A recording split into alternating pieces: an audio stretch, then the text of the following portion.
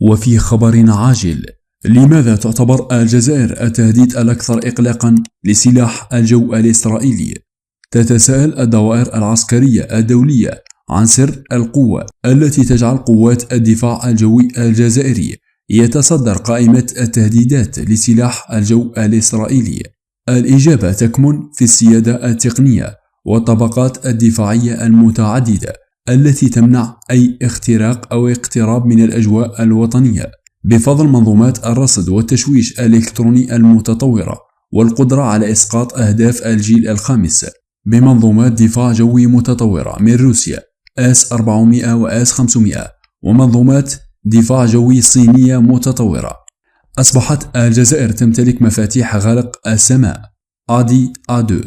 هذا التفوق يجعل من أي تفكير في التحرش بالحدود الجزائرية انتحارا عسكريا محققا.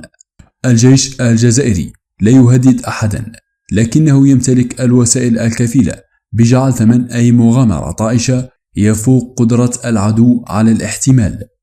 وفي الأخير فعلوا زر الجرس ليصلكم كل جديد عن أحداث الجزائر.